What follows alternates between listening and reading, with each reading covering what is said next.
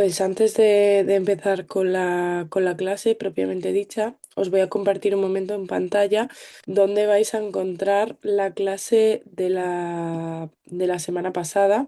Ya está colgada dentro de la asignatura de higiene industrial de agentes químicos, ¿vale? Después del vídeo que tenéis de presentación y antes de estos cuadros donde os aparecen las fechas a tener en cuenta, los contenidos, la aplicación para las clases, etcétera. Justo encima vais a tener disponible, ya lo tenéis ya, la grabación de la clase del viernes pasado, ¿vale? Que sé que ha habido incidencias, que no podéis acceder a la grabación, os la hemos dejado aquí, ¿vale? Al contrario que las otras que la veis a través de Zoom, esta del viernes pasado la tenéis que ver a través de aquí. En cuanto pincháis al enlace, pues ya os lleva directamente al vídeo y podéis ver la clase, ¿vale? Esto era lo primero que os quería compartir porque sé que algunos de vosotros, bueno, me habéis escrito, estábamos resolviendo esa incidencia, algunos habéis querido ver la clase y no habéis podido. Entonces que sepáis que está aquí ubicada, ¿vale? Dentro de la asignatura de agentes químicos y justo encima de donde vienen las fechas a tener en cuenta, los contenidos, la aplicación para las clases, etcétera, ¿vale? Justo encima tenéis la grabación, ¿vale? Dicho esto. Vamos a empezar entonces ya con la clase de hoy, que si recordáis un poco, íbamos a hablar sobre metodologías cualitativas, ¿vale? Y vamos a hablar ya sobre la exposición de agentes químicos, pero a través de metodologías cualitativas, ¿vale? Habíamos visto en un primer momento que había 5 temas en concreto en esta asignatura. Hemos visto el uno, el 2 y el 5, como sabéis, en la clase anterior, ya que son temas de definiciones, ¿vale? Y el tema 3, que es las propias evaluaciones, y 4, que son las medidas que hay que tomar al respecto, dijimos que lo íbamos a ver en las siguientes clases. Aparte hablamos que en la evaluación había diferentes fases, había una fase de evaluación cualitativa y una fase de evaluación cuantitativa. Veríamos por qué se hacen unas u otras o cuándo se hace cuál. Y lo vamos a repartir en 2 clases diferentes. Primero vamos a ver todo lo relacionado con los métodos cualitativos en la clase de hoy. Haremos casos prácticos sobre esto y luego llevaremos a cabo la clase de metodología cuantitativa, ¿vale? Entonces vamos a comenzar con esto y os voy a decir primero el planteamiento de clase que tengo estructurado. En un principio vamos a hacer una pequeña introducción para repasar conceptos básicos que vimos el viernes, pero para volver a fijarlos, tales como la definición de agente químico peligroso, valores, etcétera. En una segunda parte hablaremos sobre ya la medición de agentes químicos, es decir, cómo se llevan a cabo las evaluaciones, las valoraciones, que hay que tener en cuenta, por ejemplo, las fichas de datos de seguridad. Veremos qué son las fichas de datos de seguridad, que el otro día lo vimos un poco por encima. Y luego ya nos centraremos en ver las 2 metodologías que yo os he planteado aquí en clase, que son las más utilizadas.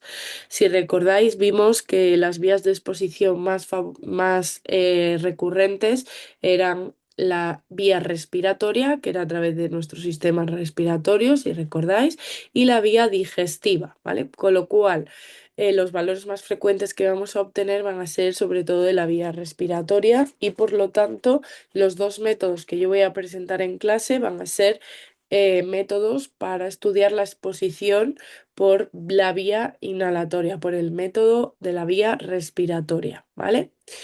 Existen otros métodos cualitativos. Aquí os voy a dejar un ejemplo luego de uno, que es por la vía dérmica, que sería la segunda vía más frecuente de exposición, pero casi todos los valores que vamos a obtener de los agentes químicos y casi todos los agentes químicos, la vía más frecuente de exposición a nuestro organismo va a ser la vía inhalatoria, ¿vale? Entonces, vamos a ver estos 2 métodos, que es el método INRS y el método cosesencial. Y la siguiente clase ya será cuando hagamos casos prácticos de cada uno de ellos, ¿vale? Vamos a comenzar, por lo tanto, con la introducción y quiero remontarme a esa definición de agente químico y de agente químico peligroso, ¿vale? Hablábamos en la asignatura el viernes pasado que era necesario en primer lugar, y es una obligación que tenemos como empresarios, como técnicos de prevención, en vuestro caso en las empresas, determinar si existen agentes químicos peligrosos en los lugares de trabajo, ¿vale? Tenemos que identificar esos agentes químicos y luego llevar a cabo esas medidas preventivas que luego veremos, esa evaluación de la exposición a esos agentes químicos. Pero claro, nos preguntamos, ¿cómo vamos a determinar qué agentes químicos tenemos o si son peligrosos o si no son peligrosos? Primero, recordaros la definición de agente químico peligroso. Agente químico peligroso era aquel agente químico cuyas propiedades intrínsecas, es decir, físico-químicas, químicas o toxicológicas del propio agente químico, y también en función de la manera de la que lo estamos utilizando o el estado, ¿vale? En el centro de trabajo, supone un riesgo para ese trabajador, ¿vale? Teniendo esto claro que es un agente químico peligroso, cuando hablamos de sus propiedades físico-químicas, químicas o toxicológicas, lo vamos a poder revisar y vamos a poder determinar si nuestros agentes químicos que estamos empleando son peligrosos o no en función de la ficha de datos de seguridad de nuestro agente químico, ¿vale? Ahora veremos qué es eso de una ficha de datos de seguridad, pero deciros que las fichas de datos de seguridad tenemos que tenerlas obligatoriamente siempre en nuestro lugar de trabajo y donde se esté utilizando los agentes químicos, ¿vale? Y esta es la manera que vamos a tener, la herramienta que vamos a necesitar para un poco identificar en un primer lugar qué agentes químicos tenemos en nuestro entorno de trabajo. Había otras definiciones que también vimos el viernes pasado, que también son importantes, que era la propia definición de agente químico. Recordad, aquí os hago un resumen, que era un elemento o un compuesto químico que podía ser utilizado en la actividad laboral y que era elaborado o natural, intencional o no, ¿vale? Esa exposición a él. Luego hablábamos también de todo lo relacionado con la exposición al agente químico, que era, si recordáis, ese contacto que tenía en el ámbito laboral de un agente químico y que las dos vías, como habíamos dicho, más frecuentes o normales eran la vía inhalatoria y la vía dérmica. Recordad que había otro tipo de vías, pero no son las más frecuentes. Las más frecuentes son la vía inhalatoria y la vía dérmica, y que peligro es esa capacidad intrínseca que tiene un agente químico para causar ese daño, ¿vale? Esas propiedades que tienen los propios agentes químicos. Dicho esto, lo que vamos a querer hacer con la evaluación de la exposición a los agentes químicos es determinar un poco la gravedad de ese riesgo, es decir, determinar ese nivel de riesgo, ¿vale? Pero existen diferentes variables que luego veremos en la evaluación cualitativa que vamos a utilizar, que nos van a afectar y nos van a condicionar esa gravedad del riesgo, ese nivel de riesgo.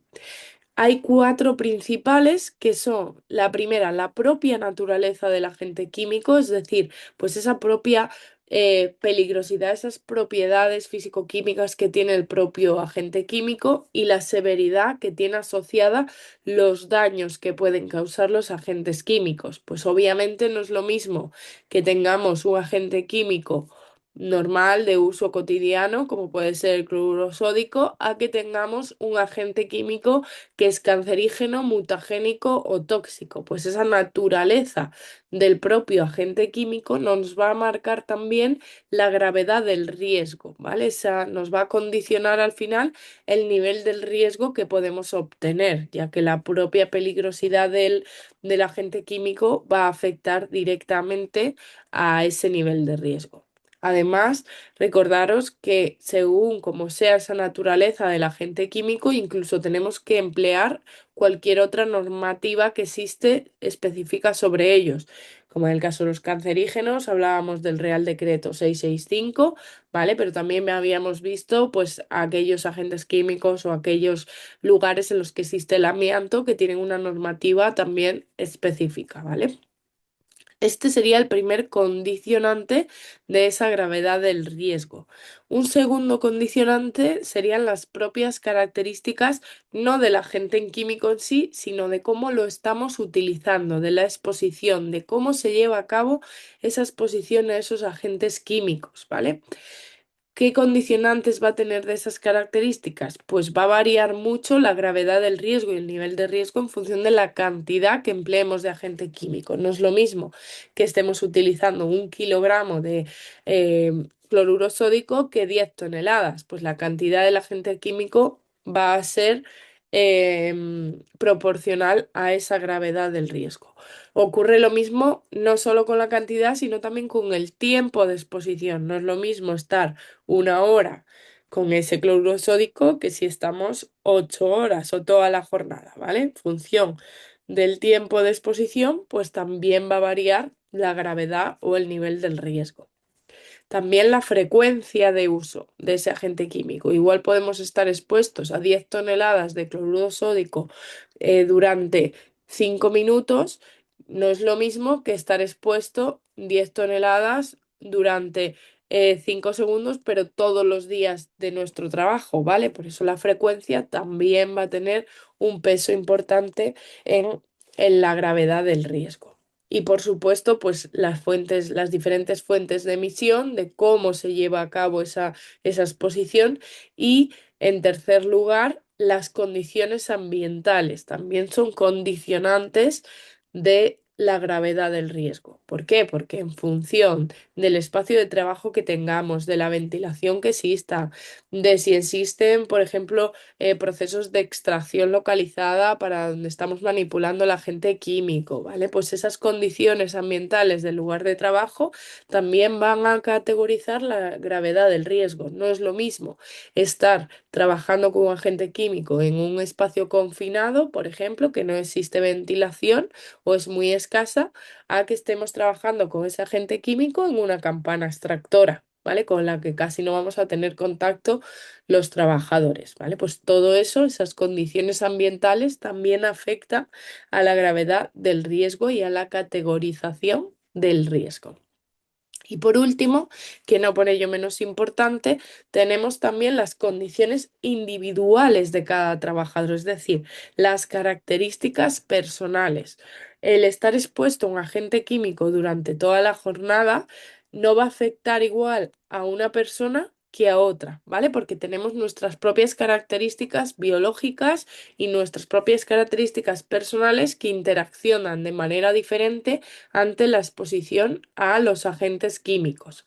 Esto es algo que veremos con más profundidad, sobre todo en la medicina del trabajo, que veremos que existen protocolos específicos que hay que hacer en cuanto a vigilancia de la salud si estamos en contacto con ciertos agentes químicos o biológicos, diferentes agentes físicos, etcétera, para poder hacer un seguimiento de cómo esas características individuales si la exposición a un determinado agente químico está afectando, ¿vale? Y todo eso va a categorizar la gravedad del riesgo y va a condicionar el nivel de riesgo que vamos a obtener, ¿vale? Dicho esto, habíamos dicho al principio que una de las fórmulas para determinar qué agentes químicos tenemos en el ambiente, en nuestro puesto de trabajo y además cuáles de ellos son más peligrosos, era a través de las fichas de datos de seguridad. ¿Qué son las fichas de datos de seguridad? Las fichas de datos de seguridad son un documento que todos los agentes químicos que son comercializados tienen que disponer, en el que nos vienen recogidos, luego veremos todos los puntos uno por uno, todo lo necesario que hay que conocer de cada agente químico, ¿vale? Hablamos desde propiedades físico-químicas, equipos de protección individual, cómo hay que actuar en caso de derrame, de fuga de ese agente químico, en caso de un incendio o de una explosión, ¿vale? Entonces, en esa ficha de datos de seguridad van a quedar recogidos. Pregunta Pedro, Yolanda, la sesión de hoy sigue en el tema 5, estamos ya en el tema 3 o 4. Pedro, como comentaba al principio de la sesión, que igual no estabas, en la clase anterior dimos los temas uno, 2 y 5 y en las clases que vienen nos íbamos a centrar en el tema 3 que son las evaluaciones de riesgo, ¿vale? Con el 4 que es la planificación preventiva que va unido. Una vez determinamos los niveles de riesgo, pues determinamos qué medidas hay que llevar a cabo, ¿vale? Continuamos, si os parece, con las fichas de datos de seguridad. Como os venía diciendo, estas fichas de datos de seguridad son ese documento en el que se van a recoger todas las características de nuestro agente químico. Importante, tenéis que conocer que todos los productos químicos en los que estéis expuestos en vuestro puesto de trabajo o los trabajadores que estéis evaluando, vamos a tener que tener disponible esa ficha de datos de seguridad, ¿vale? Y esa ficha de datos de seguridad además debe de ser suministrada por los proveedores de manera gratuita y en español, ¿vale? Porque están obligados a que en cualquier proveedor que comercialice en España tenga esas fichas de datos de seguridad en español y al dárselas a la persona que compra sus productos químicos, ¿vale? Además, es importante que estas fichas de datos de seguridad estén disponibles donde se hace el uso de esos agentes químicos, además de tenerlas, si queréis, de manera electrónica, ¿vale? Esto es algo que si viene una inspección, nos lo va a pedir en el lugar de trabajo y todos los trabajadores que trabajan con esos productos químicos tienen que tener a su disposición las fichas de datos de seguridad para su consulta. ¿Por qué tienen que estar cerca de donde están los agentes químicos o donde estamos haciendo esa manipulación? Porque al final la informática puede fallar, ¿vale? Pero si nosotros estamos ante una emergencia que tenemos que saber cómo actuar en primeros auxilios, eso lo vamos a tener que ver en la ficha de datos de seguridad. Si la tenemos cerca de donde está el producto químico, pues va a ser mucho más útil, más rápido y se va a solucionar antes la emergencia, ¿vale? Estas fichas de datos de seguridad surgen de una necesidad que también viene recogida en el artículo 3 del 374/2001, que si recordáis, hablamos sobre él en el tema 2, que es la normativa de materia de protección frente a agentes químicos, y ahí viene esa obligación del empresario de determinar la existencia de los productos químicos peligrosos, ¿vale? Existen diferentes tipos de peligros que pueden estar asociados a los agentes químicos. Se dividen en tres mayoritarios, que serían los peligros directamente para la salud, que es porque el agente químico sea corrosivo, sea tóxico, sea nocivo o irritante. Peligros físicos y químicos, como que sea explosivo, inflamable o comburente. Y ya luego peligro para el medio ambiente, ¿vale? Estos son los tres tipos de peligros que se clasifican así que podemos encontrar dentro de los agentes químicos. Aquí os he dejado un poco los pictogramas que nos vamos a encontrar en función de cómo sea ese agente químico.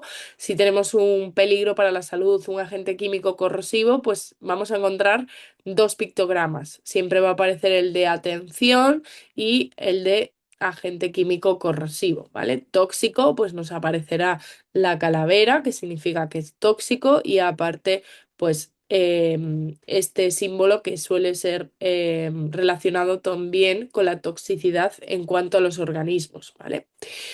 Y así con todas las pictogramas que podéis ver en los diferentes agentes químicos, tanto en el etiquetado como en las fichas de datos de seguridad. Continuando con las fichas de datos de seguridad, ¿cuál es el proceso cuando tenemos un agente químico en nuestro trabajo, en la evaluación que estamos haciendo en los puestos de trabajo, etcétera? Pues lo primero es que tenemos que contar con la ficha de datos de seguridad actual y vigente. Importante este punto de actual y vigente. ¿Por qué? Porque las fichas de datos de seguridad tienen que ser vigentes al producto químico que nos han entregado, ¿vale? Es decir, el producto químico va a venir con un lote, con un año en el que se ha fabricado. La ficha de datos de seguridad tiene que ser referida a ese producto, ¿vale? Nos hemos encontrado con que, por ejemplo, hay empresas que fabrican un determinado producto, hacen la ficha de datos de seguridad un año X y luego siguen fabricando el producto, han cambiado, han hecho algún tipo de variación en el lote, pero en lugar de dar una nueva ficha de datos de seguridad, siguen manteniendo la anterior. Esto no es correcto. ¿Por qué? Porque las fichas de datos de seguridad ahora veremos, pero una de las partes que viene es tema de la composición. Si nosotros hemos variado algo en la composición a ese agente químico, igual el resto de la ficha de datos de seguridad también ha tenido que ser modificada, aunque simplemente sea el hecho de la composición, ya no va a ser correcta la ficha de datos de seguridad que tengamos, ¿vale? Con lo cual, las medidas, que al final es lo que nos importa a nosotros como técnicos de prevención que vamos a adoptar, no serían las reales para ese producto químico, ¿vale? Porque no estamos cogiendo la ficha de datos de seguridad concreta ni vigente, ¿vale?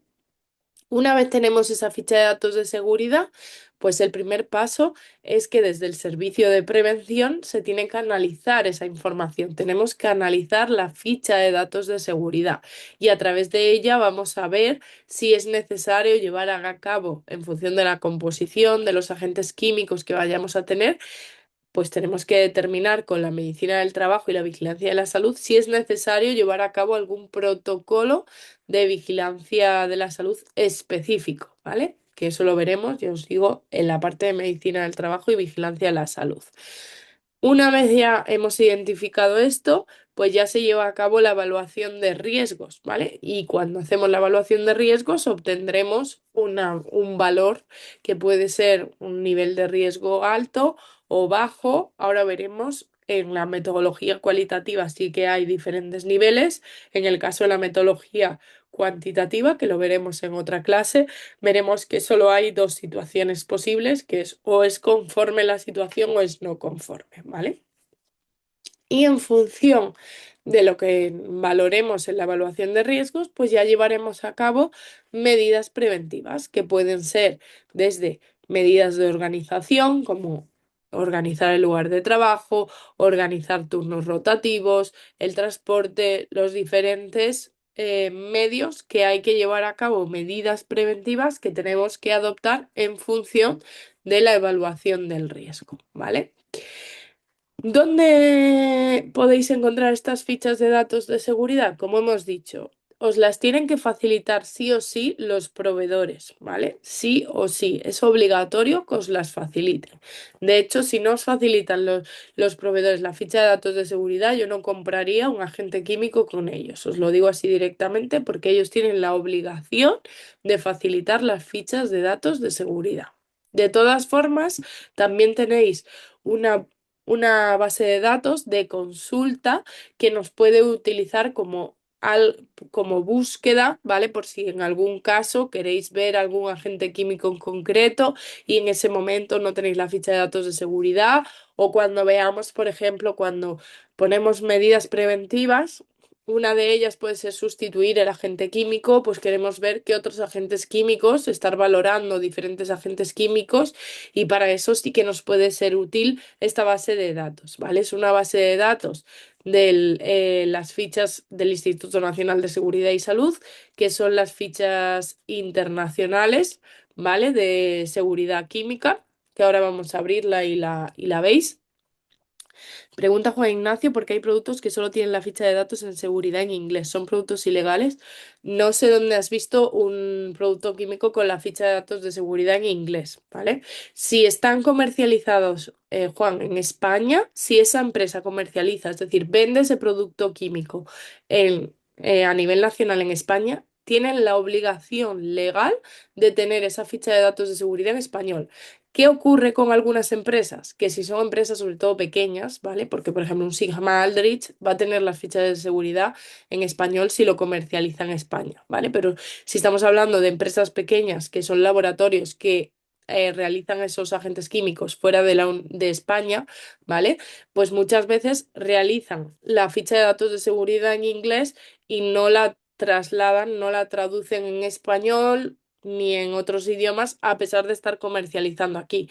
Aquí ya sería la culpa de la persona que compra esos agentes químicos, ¿vale? Porque nosotros sí le podemos exigir, si nosotros estamos comprando ese agente químico y él está comercializando en España, se puede exigir, y es que es así por normativa, que tienen que tener la ficha de datos de seguridad en español, ¿vale? No es que sea ilegal, Juan, pero ya os digo, están de alguna manera infringiendo lo que dice la legislación, ¿vale? Que si comercializan aquí, tienen que tener la ficha de datos de seguridad en español. Pasa lo mismo con los equipos de trabajo, ¿vale?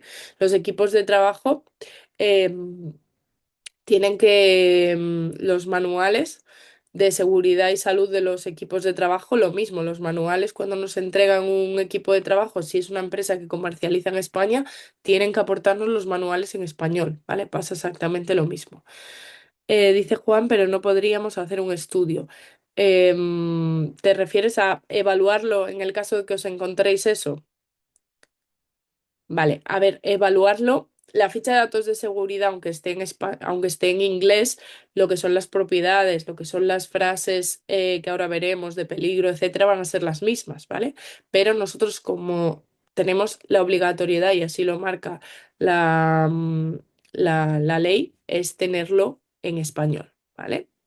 Pero si no lo tenemos de otra manera y lo tenemos en inglés y en tu caso, tú como técnico de prevención tienes que llevar a cabo la evaluación de riesgos, pues tendrás que llevarlo a cabo con eso, ¿vale? Pero que sepáis que la obligación legal está ahí de tener las fichas de datos de seguridad en español, ¿vale? Y si no, solicitárselo a la empresa que os ha vendido esos agentes químicos, ¿vale? Que tienen la obligatoriedad de pasarlo. Vale, una vez dicho esto, si no tenéis más dudas, vamos a entrar en esta base de datos. Os la voy a dejar en el chat también por si queréis entrar. Vale,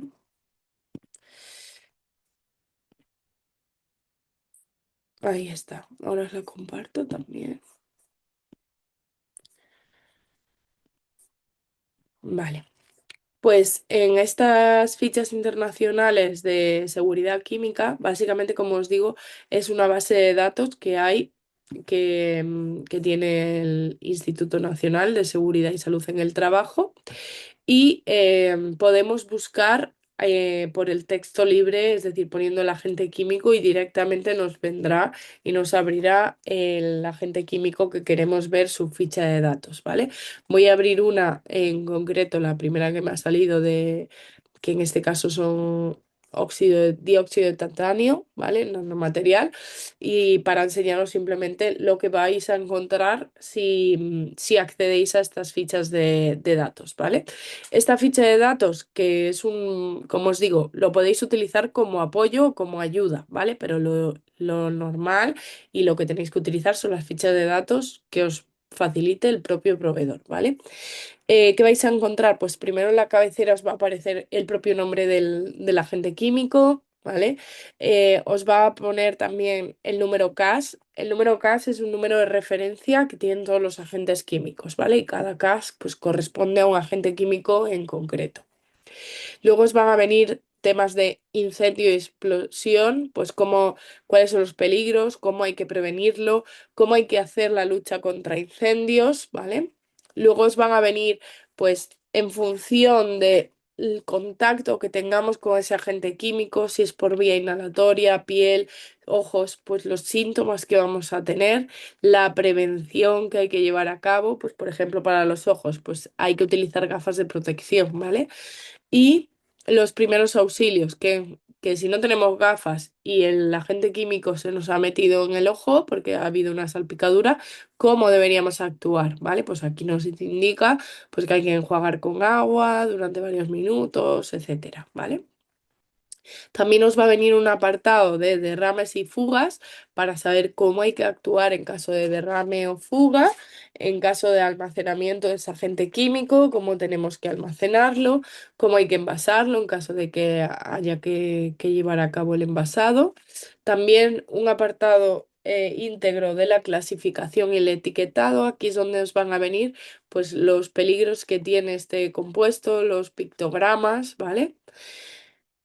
Y luego os va a venir una segunda parte dentro de este banco de datos de fichas de seguridad sobre ya la información físico-química, ¿vale? Del propio agente químico que os va a decir, oye, ¿en qué estado está? Pues puede estar en estado líquido, gaseoso, ¿vale? En este caso, pues está en estado físico, pues sólido, como un polvo de blanco a amarillo, ¿vale? Os dice el color, os dice también la fórmula, la masa molecular, el punto de ebullición, ¿vale? Algunos datos que os aportan información físico-química.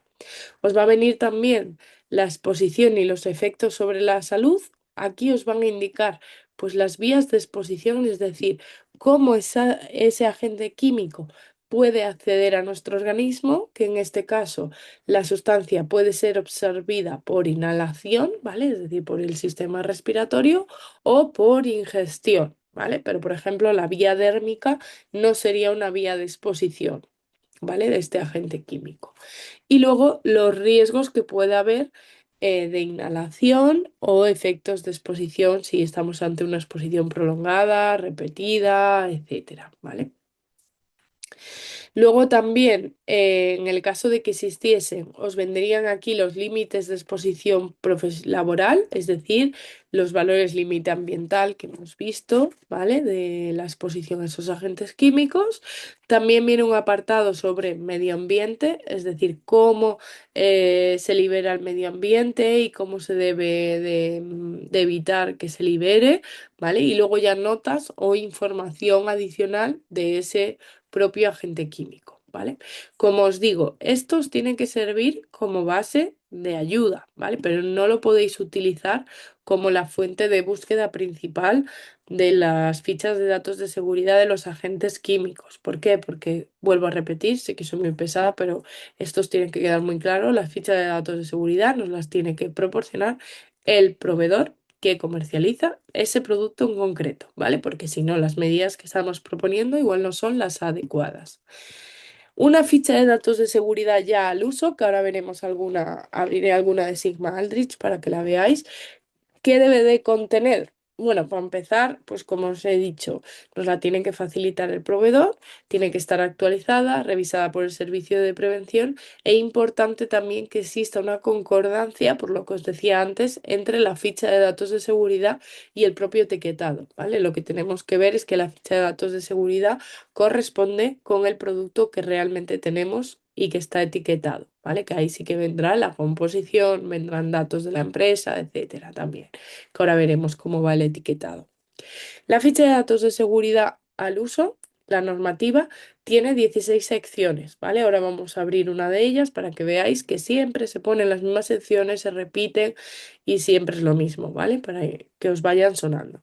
La primera sección nos hace una identificación de la sustancia, ¿vale? O de la mezcla.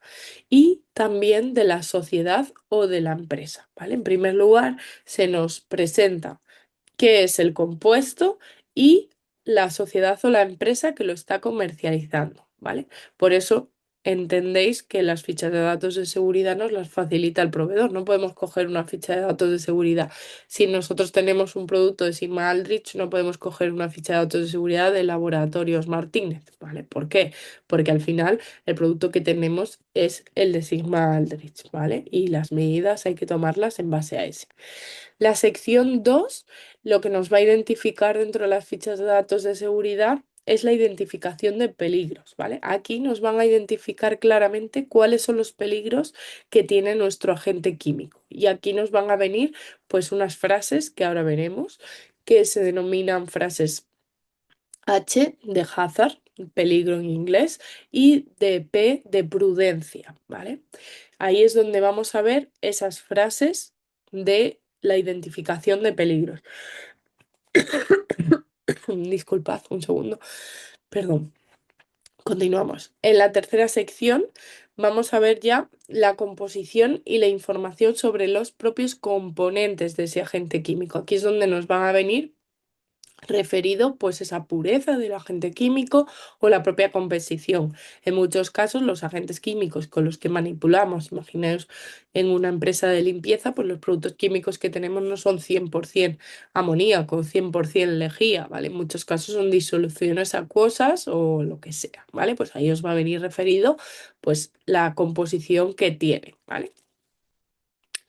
En el...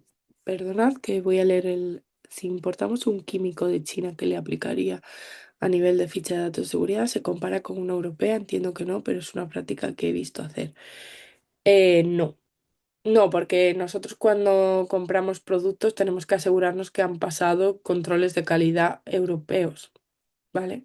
Entonces, la ficha de datos de seguridad de China seguramente no tenga nada que ver con las fichas de datos, ni sigue los reglamentos que nosotros tenemos reglamento europeo, que es el reglamento REACH, ¿vale? Que es el que determina qué características tienen que tener tanto las fichas de datos de seguridad como luego hay otro reglamento que es el reglamento del CLP que habla sobre el etiquetado, ¿vale? Entonces, eso, no cumple la normativa, claro. Vale, vamos a continuar entonces, si os parece bien, que estábamos con la sección 3, ¿verdad? Que os estaba diciendo la composición, que ahí es donde viene pues un poco pues la composición que tienen los agentes químicos, el porcentaje de cada uno de los componentes que forman ese agente químico o esa mezcla. Luego tendríamos la sección 4 que nos habla sobre los primeros auxilios. Aquí este apartado es donde nos va a decir en función de la emergencia que tengamos, si hemos tenido una salpicadura de ese agente químico, si lo hemos ingerido, si lo hemos tocado, bueno, las diferentes casuísticas que se pueden dar o las emergencias que tengamos, cómo tenemos que auxiliar a esa persona, ¿vale? Esto es importante, por eso las fichas de seguridad son tan importantes, porque igual un agente químico tú de primeras piensas que tienes que echar agua para limpiar la zona o la herida o lo que sea, e igual al tener un agente químico en concreto no hay que utilizar agua porque podemos estar generando un mal peor, un mal mayor, ¿vale? Por eso es importante que revisemos siempre esta sección de primeros auxilios cuando tengamos cualquier emergencia. La sección 5 es la medida de lucha contra incendios. Un poco parecido en este caso, en lugar de ser una emergencia de salud, pues era una emergencia de un incendio o de una explosión, ¿vale? Pues con ese, donde ese agente químico está interviniendo, ¿vale? Pues en función del agente químico, también la lucha contra incendios va a ser diferente. Igual no podemos utilizar todos los medios de extinción que tenemos a nuestra disposición, ¿vale? Existen diferentes medios de extinción. Igual en un caso podemos utilizar un extintor tipo ABC y en otro caso no podemos utilizar eso porque lleva componentes acuosos y tenemos que utilizar una manta ignífuga o tenemos que utilizar cualquier otro tipo de medio de extinción, ¿vale? Por eso es importante que si tenemos un incendio o cualquier explosión, en caso de que esté el agente químico involucrado, saber bien qué medida o qué lucha contra incendios tenemos que aplicar, ¿vale?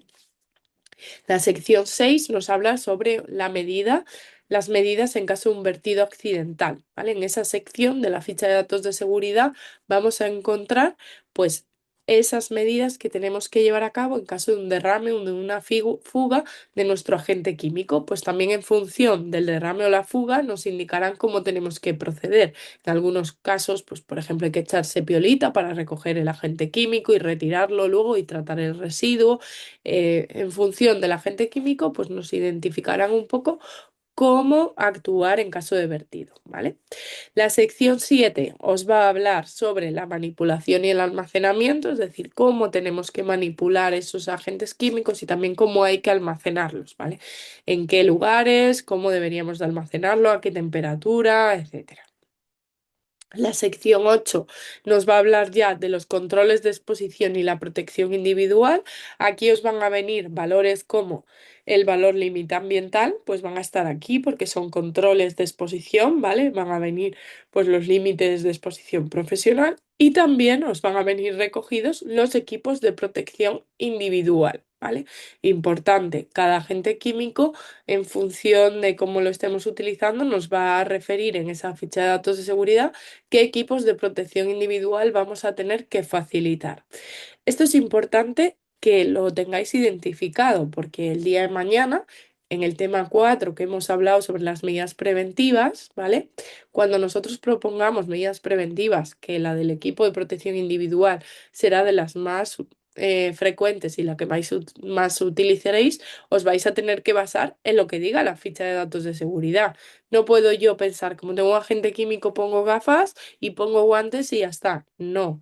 nos lo va a marcar la ficha de datos de seguridad, los EPIs que realmente tenemos que utilizar, ¿vale? En función del agente químico vamos a tener unos EPIs asignados. Además, importante, esos EPIs tienen que cumplir una serie también de características y tienen una normativa UNE normalizada que tienen que cumplir, ¿vale? Es importante que cuando hagáis la planificación de las medidas preventivas y pongáis cualquier tipo de equipo de protección individual, y ya no hablo solo de esta asignatura, sino en general, cuando vayáis a planificar medidas en las cuales aparezca el equipo de protección individual, es necesario que identifiquéis el EPI concreto y la normativa. ¿Por qué os digo esto? Porque me encuentro muchísimos casos, nos encontramos todos nosotros, en los que nos ponéis como medida preventiva, imaginaos, guantes de protección. Pues guantes de protección existen. Guantes de protección frente a agentes químicos, guantes de protección frente a agentes biológicos, guante de protección frente a vibraciones mecánicas. Existen muchísimos tipos de guantes de protección, ¿vale? Por eso es importantísimo que identifiquemos qué EPI concreto tenemos que dar y qué normativa además tiene que cumplir. Porque el día de mañana, como técnicos de prevención, cuando hagáis la planificación de medidas, esa planificación de medidas no vais a ir vosotros a comprar esos guantes, ¿vale? Sino que va a existir un departamento, seguramente por encima vuestra, que sea un departamento de compras, un departamento de mantenimiento, quien sea que vaya a ir a comprar esos guantes y tiene que saber específicamente qué es lo que necesitamos, ¿vale? Porque si no damos los guantes, mm, los guantes que necesitamos para nuestro caso en concreto, por ejemplo, frente a agentes químicos y damos los de frente a agentes biológicos. No vamos a estar reduciendo el riesgo que realmente queremos, ¿vale? Vamos a estar poniendo unos guantes que no nos van a servir para la protección de agentes químicos, ¿vale? Por eso es importante que nos fijemos bien en esto, ¿vale? Dice Olga, las medidas que aplique para el almacenamiento variarán en función de las cantidades que yo tenga en el lugar de trabajo, ¿no? Bueno, esto es otra cosa, Olga. A ver, una cosa es cómo tenemos que almacenar el material y luego existe normativa, que creo que, no sé si fue con vosotros o con el otro grupo que tuve en la clase, que les expliqué que el almacenamiento, existe una normativa específica en cuanto a almacenamiento y también hay que, en función de las cantidades, como tú estás diciendo, de agente químico, también hay que cumplir una serie de normativa, ¿vale? Porque habría que dar el almacenamiento de productos químicos como si fuese una instalación y hay que darla de alta, hay que pasar ciertas inspecciones, etcétera, ¿vale? En función de las cantidades que tengas de almacenamiento de productos químicos. Existe una reglamentación solo para ello, ¿vale? Una vez dicho esto, la sección 9 nos habla sobre las propiedades físico-químicas, ¿vale? ¿Qué son esto de las propiedades físico-químicas? Pues eso que hemos dicho sobre, pues vendrá el estado de nuestro agente químico, si está en estado líquido, si está en estado sólido, etcétera.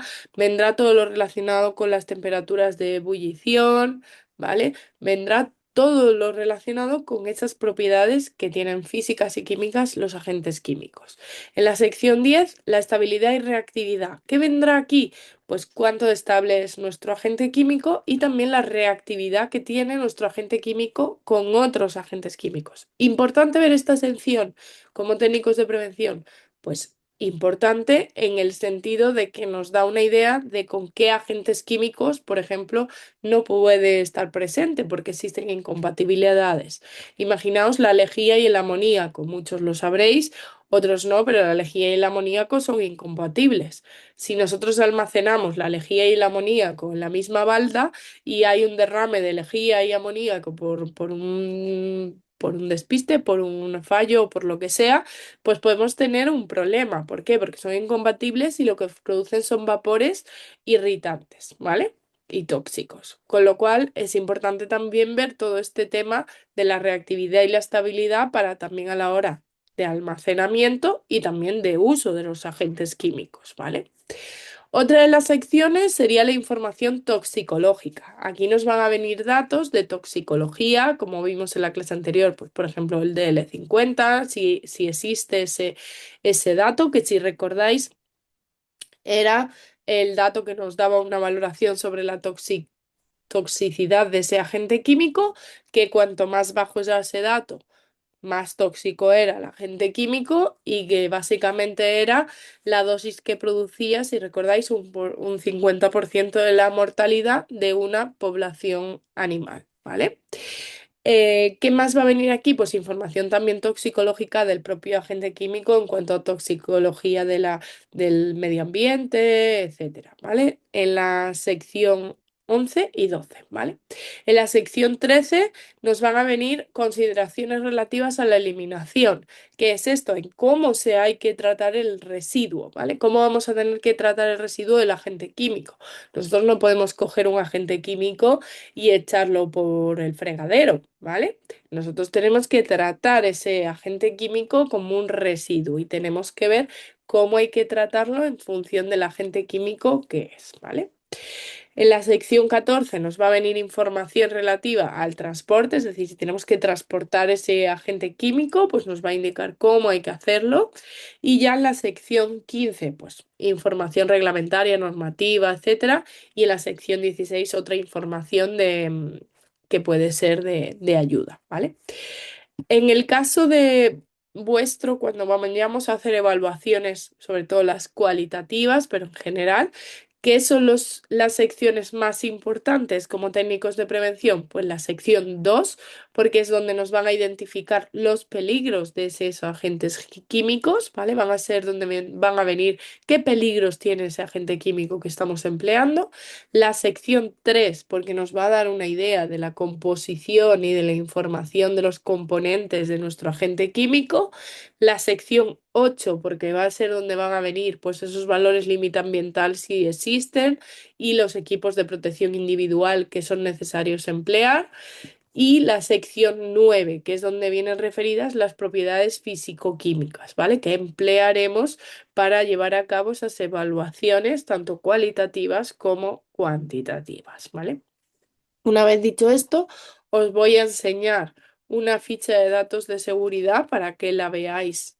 Vamos a poner una ficha de datos de seguridad para que la veáis in situ, ¿vale? Para que veáis que, por ejemplo, os voy a compartir aquí pantalla mientras lo accedo.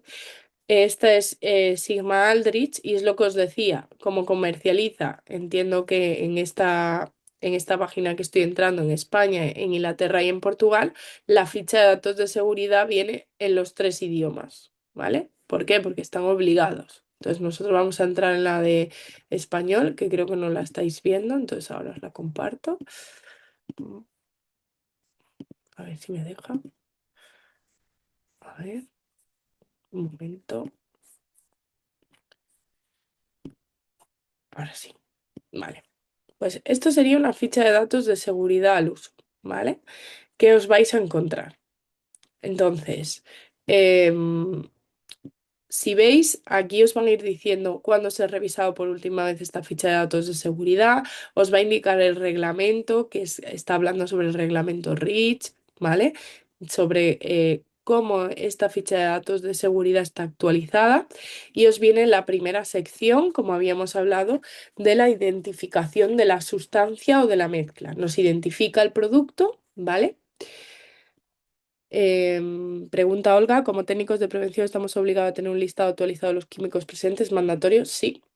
Os lo comentaba al principio, era obligación de todo empresario identificar los agentes químicos que tenemos en nuestro lugar de trabajo, ¿vale? Y de hecho tenemos que llevar un registro de todos los agentes químicos que tenemos, sus fichas de datos de seguridad, e incluso pues parámetros como el uso de esos agentes químicos, quién los utiliza, el puesto preventivo, porque luego en función del puesto preventivo le tenemos que dar también los EPIs a esos puestos en concretos que utilizan los agentes químicos, ¿vale? Entonces, la respuesta es sí, estamos obligados, ¿vale? Seguimos. Entonces, en esta sección 1 identificamos pues, la sustancia, la mezcla. Luego vamos a tener también todos los datos del proveedor. Si veis, van a venir la compañía, el teléfono, también teléfono de emergencia, en caso de que tengamos una emergencia con este agente químico que nos han vendido, ¿vale? Luego una sección 2 que nos habla sobre esa identificación de los peligros y aquí es donde nos van a aparecer, que esto viene también por el reglamento del CLP y el REACH, pues esas frases H, que es de hazard, peligro en inglés, ¿vale? Y las frases también son consejos de prudencia, ¿vale? Que vienen con la P. Y estas son las frases que os vais a encontrar, ¿vale? Donde os van a venir ya directamente pues esos peligros que puede haber. Existen diferentes frases H en función de lo que pueda provocar. Pues por ejemplo, en este caso es corrosivo para metales, pues es el H290 porque puede ser corrosivo para los metales. También tiene el H314 porque provoca quemaduras en la piel. H318 porque provoca lesiones oculares graves, ¿vale? Entonces, esos son, digamos, las frases H que tendría este compuesto. Y lo mismo con las P de prudencia. ¿Qué os va a venir también? Pues os va a venir la sección 3 que hablábamos que era esa composición, pues veis que aquí os va a venir la concentración que va a tener este compuesto químico, ¿vale? Que esto es sodio, hidróxido de sodio, ¿vale? En el caso de que fuese una mezcla de varios componentes, pues vendrían aquí todos los componentes, ¿vale? La sección 4, esa sección de primeros auxilios, donde os va a decir qué hay que hacer al respecto. Pues, por ejemplo, en caso de contacto con la piel, pues, ¿qué tenemos que hacer? Quitar inmediatamente las prendas contaminadas, aclararse la piel con agua o ducharse y llamar inmediatamente al médico, ¿vale? En caso de contacto con los ojos, pues tras contacto, aclarar con abundante agua, llamar al oftalmólogo y retirar lentillas si existen, ¿vale? Entonces aquí os van a venir los primeros auxilios en función de lo que ocurra de la emergencia que tengamos con ese agente químico. La sección 5, lo que hablábamos, las medidas de luchas contra incendios. Pues en este caso nos dice que los medios de extinción no apropiados, por ejemplo, serían no existen limitaciones de agentes para esta sustancia, porque en este caso, pues se puede utilizar cualquier tipo de extintor, ¿vale? Pero que en el caso de que tuviésemos algún medio de extinción no apropiado, pues nos vendría aquí puesto en caso de incendio, ¿vale? En la sección 6 las medidas en caso de vertido accidental que tenemos que hacer, ¿vale? 7 manipulación y almacenamiento, ¿vale? Nos van a venir cuáles son las condiciones de almacenamiento seguro, las precauciones también de manipulación, ¿vale? La sección 8 nos van a venir los controles de exposición y protección individual, los límites de exposición profesional, esos valores límite ambientales, ¿vale? En este caso, pues, por ejemplo, solo tenemos el valor límite ambiental, si os acordáis, la EC significaba de corta duración, ¿vale? Que era durante 15 minutos. Pues os viene aquí el valor, que son 2 miligramos metro cúbico, ¿vale? Y va a venir también, en este caso, no sé si es necesario, vamos a verlo aquí, pues los controles de exposición de los equipos de protección individual, ¿vale? Pues en función de eso necesitaríamos, por ejemplo, el uso de equipo de protección para los ojos, probado y aprobado, según como la normativa, como os decía, la Unión Europea, la EN 166, ¿vale? Pues son gafas de protección según esta normativa, ¿vale? Que tienen que cumplir protección de manos, ¿vale? Todo lo que aquí os indiquen. Pues, por ejemplo, aquí es los guantes de protección deben de cumplir con las especificaciones europeas de la norma EN 374, ¿vale? Pues esto es lo que os decía que tenemos que especificar claramente qué EPIs son los que son necesarios para nuestro caso en concreto, ¿vale? En la sección 9 las propiedades físico-químicas, pues aquí nos dice el estado, el color, el olor, la inflamabilidad, los límites, la temperatura, si existe el pH, ¿vale? Pues temas físico-químicas, viscosidades, coeficientes, presiones de vapor, ¿vale? En la sección 10 estabilidad y reactividad, en el caso de que sea reactivo con algún tipo de compuesto, la estabilidad del mismo, etcétera. En la sección 11 pues la información toxicológica y en la 12 como os decía, pues todo lo relacionado también con la toxicología, pero del medio ambiente. En la sección 13 nos vamos ya a temas de cómo lo tenemos que tratar este residuo, ¿vale? Y luego ya transporte, cómo tenemos que llevar a cabo el transporte de este producto químico y diferente reglamentación en la sección 15 o otra información que lo que hace es decirnos pues el texto completo, por ejemplo, de las frases H, ¿vale? Pues aquí nos pone el texto completo de las frases H, las abreviaturas, etcétera, ¿vale? Y esto sería lo que os vais a encontrar en el caso que veáis los agentes químicos, ¿vale? Pregunta Marina, ¿y límites de exposición profesional para mezclas de distintos agentes químicos, la combinación de varios? Vale, eso lo veremos, ¿vale? Hay agentes químicos que si están comercializados como tal van a traer sus valores límites ambientales, aunque sea pues una disolución acuosa o lo que sea, ¿vale? Y otros que será porque utilicemos diferentes productos químicos que son mezclas muy diferenciadas y que no venga su valor límite ambiental, tendremos que hacer, eso lo veremos en la evaluación cuantitativa, ¿vale? Los diferentes índices que se denominan índices compuestos, ¿vale? Tendremos que tener en cuenta los diferentes valores límite ambiental de cada compuesto, hacemos un sumatorio y vemos el índice compuesto de todos los agentes químicos, ¿vale? De la combinación, pero eso lo veremos en la parte de cuantitativa, ¿vale? Continuamos si os parece entonces. ¿Os ha quedado todo claro? ¿Tenéis alguna duda de las fichas de datos de seguridad?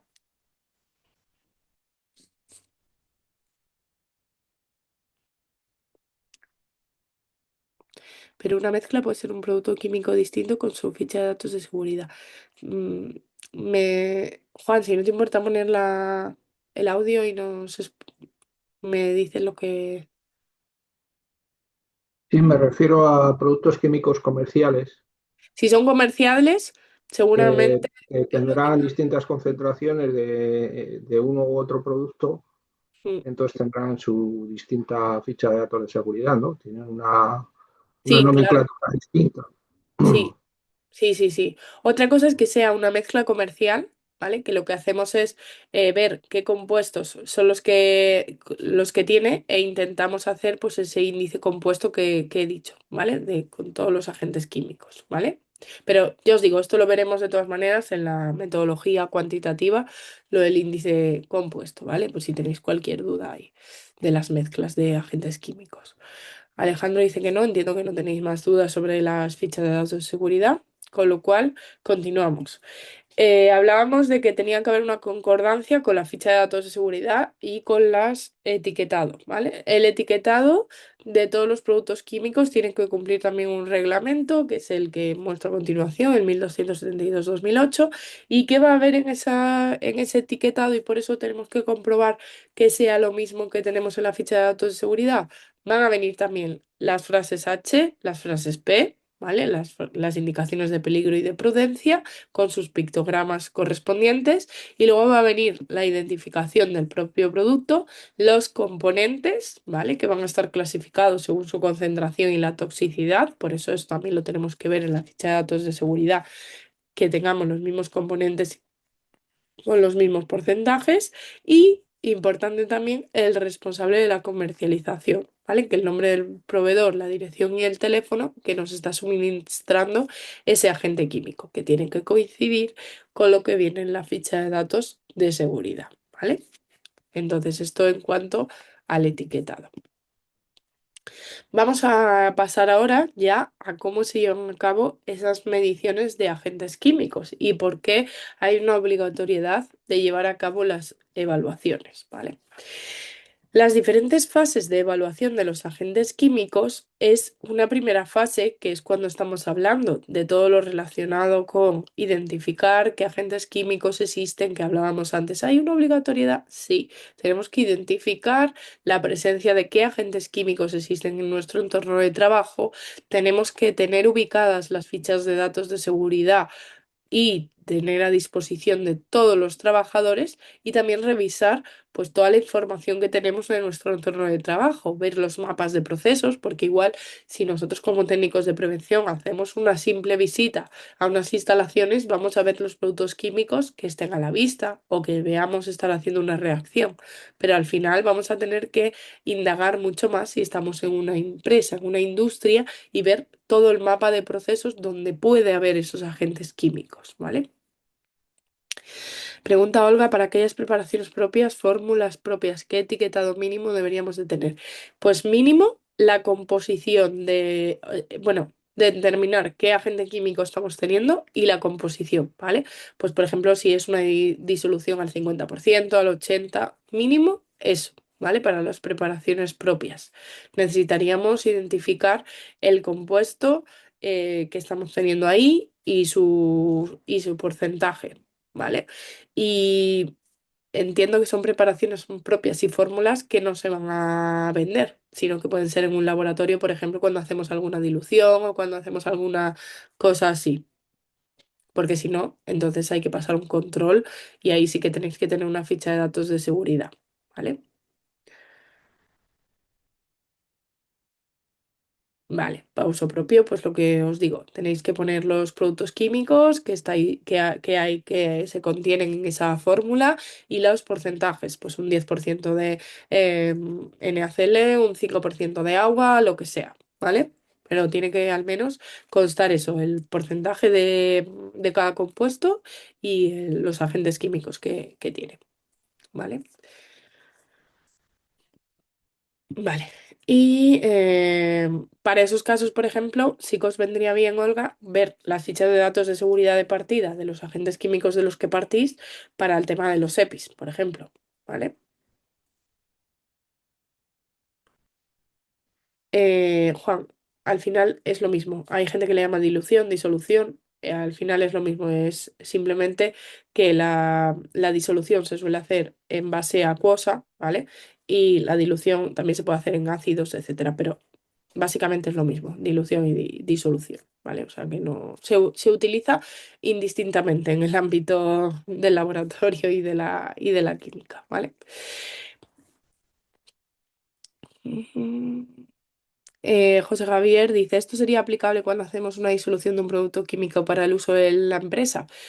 En la empresa, si estamos utilizando un producto químico y hacemos una disolución, lo mismo, tiene que estar el etiquetado y tenemos que decir cuál era el compuesto de partida. Podemos poner la disolución que hemos hecho de ese compuesto, ¿vale? Y como tenemos el compuesto de partida y el agua no afecta, incluso podríamos poner el mismo etiquetado del compuesto del que hemos hecho la disolución, ¿vale? Pero sí, al menos el etiquetado de qué hay ahí es obligatorio y el porcentaje, ¿vale? Y qué compuestos son los que hay ahí, ¿vale?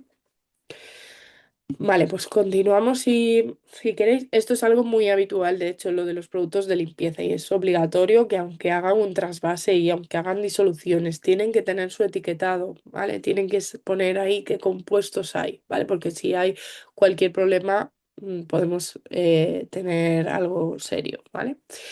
Bueno. Pues seguíamos con lo que estábamos, que era esa identificación de la presencia de los agentes químicos que teníamos que saber pues nuestras fichas de datos seguridad, otras fuentes, como os decía, al final si estamos en una industria, los técnicos de prevención, si hacemos una visita, pues solo vamos a ver aquellos productos químicos que al final estén a la vista o que se estén utilizando en ese momento, ¿vale? Por eso es muy importante seguir indagando y tener conocimiento de todos los procesos que se llevan a cabo en una industria, ¿vale? Para saber pues todo lo que nos puede afectar en materia de prevención en cuanto a agentes químicos.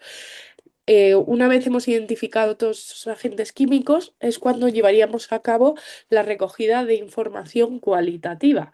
¿Qué significa esto de información cualitativa? Pues las características. Ahí es donde vamos a identificar pues esa peligrosidad de los agentes químicos, que lo vamos a ver a través de las fichas de datos de seguridad. Vamos a saber cuánto de peligrosos son los agentes químicos que tenemos. Segundo, las condiciones de trabajo. Tenemos que saber en qué condiciones de trabajo se están empleando esos agentes químicos. Pues temas de si está a temperatura ambiente, si no, si se utiliza algún sistema de extracción, si tenemos algún tipo de ventilación, ¿vale? Las condiciones de trabajo. Y luego las propias observaciones también del técnico de prevención, pues EPIs, que veamos que tienen los trabajadores, si realmente se utiliza ese agente químico durante toda la jornada laboral, si no, ¿vale? Pues observaciones que tengamos de nuestro entorno de trabajo que queramos evaluar. Con todo ello, llevamos a cabo la evaluación cualitativa, que sería la primera fase, ¿vale? Es una fase que no es una alternativa a la evaluación cuantitativa. Ahora veremos el por qué surge esto de las evaluaciones cualitativas, ¿vale? En cuanto a evaluaciones cualitativas, tenemos diferentes tipos de evaluaciones cualitativas y diferentes metodologías. Vamos a tener metodologías para lo que es la vía de exposición inhalatoria y también metodologías para la vía dérmica, por ejemplo, que es una de la segunda vía más frecuente, ¿vale? Como la más frecuente de todas y la de que vamos a tener valores límite ambientales de los compuestos va a ser de la vía inhalatoria.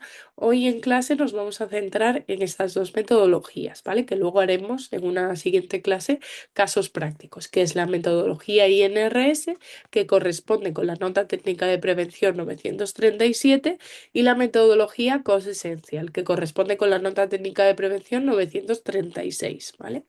Son notas técnicas de prevención. ¿Qué quiere decir esto? Que sabéis que no es normativa de obligado cumplimiento, ¿vale? Nosotros tenemos que hacer una evaluación, pero nadie nos obliga a que sea por el método INRS. Pero son buenas prácticas y son guías que nos dan una ayuda para llevar a cabo esta evaluación cualitativa.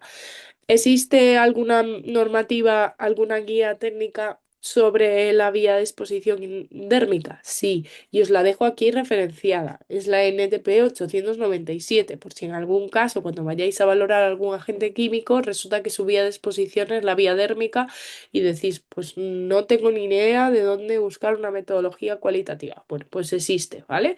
Y es esta NTP 897, pero como os digo, nos vamos a centrar en la vía inhalatoria, que es la más frecuente, de la que tenemos valores, y vamos a ello, ¿vale? Cuando hacemos una evaluación cualitativa, vamos a tener un nivel de riesgo. Y en función de eso vamos a hacernos una pregunta, y es si ese riesgo que hemos obtenido es aceptable o si no es aceptable.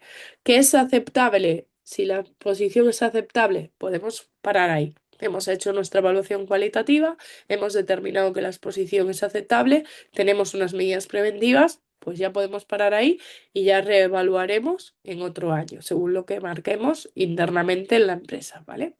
Que el riesgo no es aceptable, pues entonces no nos ha sido suficiente llevar a cabo esta evaluación cualitativa. Tenemos que ir a una evaluación cuantitativa, ¿vale? ¿Por qué surgen estos métodos cualitativos? Como os decía, los métodos cualitativos son una fase previa a cualquier estudio en cuanto a agentes químicos, ¿vale? Pero es una fase previa que no quiere decir que si no hacemos, si hacemos esto ya no hacemos la evaluación cuantitativa. Como hemos visto, si la evaluación cualitativa no es aceptable, nos obligan a hacer la evaluación cuantitativa, ¿vale? ¿Por qué? Porque el Real Decreto 374/2001, que sabéis que es el de la protección frente a agentes químicos, establece una obligatoriedad de llevar a cabo mediciones, ¿vale? O sea, la obligatoriedad está ahí, que es hacer mediciones cuando tenemos presentes agentes químicos en nuestro entorno laboral, quiere decir una evaluación cuantitativa. Pero establece una excepción. Y es que no es necesario llevar a cabo esas mediciones cuantitativas siempre y cuando el empresario sea capaz de demostrar, y dice, cito textualmente, claramente por otros medios de evaluación que se ha logrado una adecuada prevención y protección. ¿Cómo podemos hacer? ¿Cuáles son esos otros medios de evaluación? Pues estas evaluaciones cualitativas, ¿vale? Lo entendemos, es decir, no significa que hago la evaluación cualitativa y ya no hago la cuantitativa. No, estamos haciendo un estudio previo, ¿vale? Y en el cual, si somos capaces de demostrar que la exposición es aceptable, no tendríamos que llevar a cabo esas mediciones cuantitativas, ¿vale? ¿Por qué se establece esto? Pues esta excepción se establece porque podemos hacer ese primer diagnóstico inicial de nuestra situación del riesgo químico y además las mediciones son mucho más costosas, ¿vale? Esas mediciones ambientales. Al final, en una evaluación cualitativa, ahora veremos los dos métodos, vamos a ver que son tablas, ir siguiendo los parámetros, ir dando clases, valores, pero es de manera cualitativa a través de la observación y simplemente leyéndonos la ficha de datos de seguridad, mientras que una evaluación cuantitativa vamos a tener que poner un aparato a nuestro trabajador para que recoja el muestreo de ese agente químico, llevarlo a un laboratorio que lo analice, exportar los resultados y revisar esos resultados, con lo cual el coste es mucho mayor, ¿vale?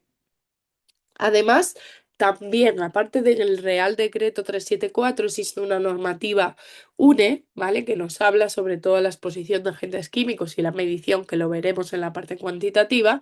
Y aquí también nos habla sobre estos métodos cualitativos y nos dice que es pues esa primera evaluación que evalúa la situación del riesgo, analizando diferentes variables como concentración, como cosas relacionadas con el ambiente laboral y todo eso, al final, nos da una estimación del riesgo y con esta estimación podemos llegar a la conclusión de que no es necesario hacer mediciones. Deciros que ahora veremos las excepciones, que no todos los métodos cualitativos también son válidos para cualquier agente químico, ¿vale? Va a haber algunas limitaciones en esas metodologías cualitativas, ¿vale? Pues dicho esto, empezamos con el método INRS, ¿vale? Método INRS es la NTP 937 y se basa en analizar cuatro variables fundamentales y un factor de corrección.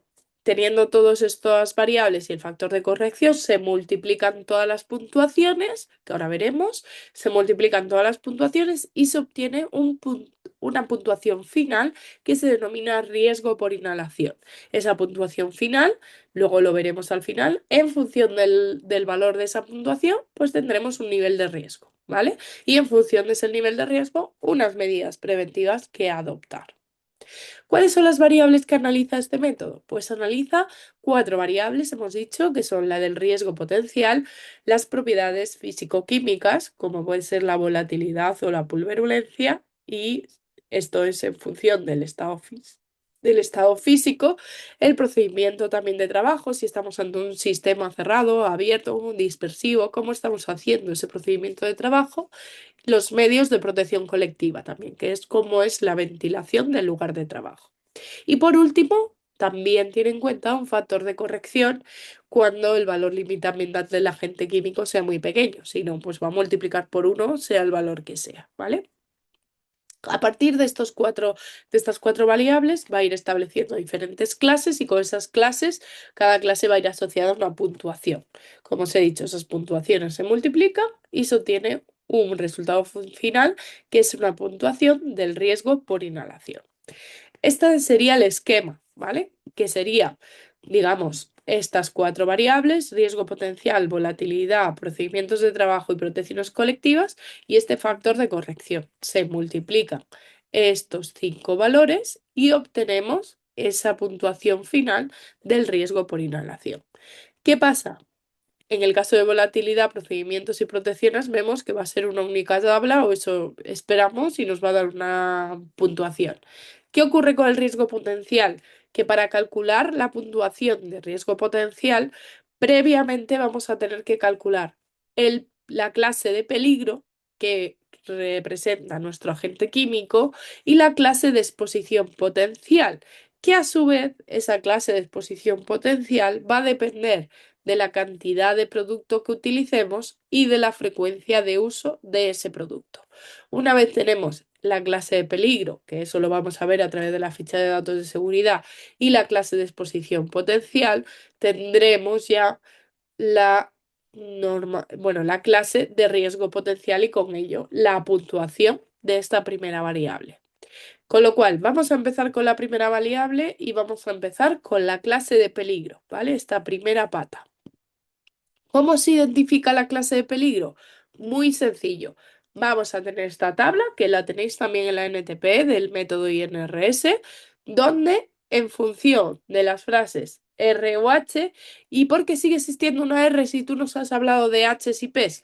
Porque la R era el sistema anterior, ¿vale? Y puede ser que os encontréis con que tengáis un producto químico muy antiguo en laboratorio no se ha gastado y tengáis su ficha de datos de seguridad con normativa antigua.